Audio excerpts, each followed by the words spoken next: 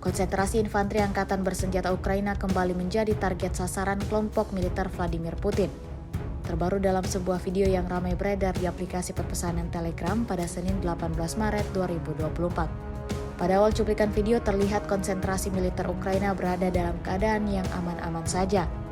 Tak lama setelahnya, pesawat tak berawak anggota militer Rusia datang menghantam titik tersebut secara brutal.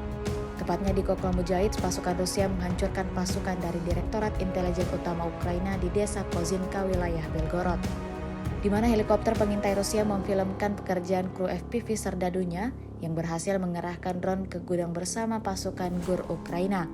Di akhir video terlihat para pasukan Ukraina yang terluka dari agensi PR Budanov dan GUR yang tergeletak tepat di jalan Kozinki.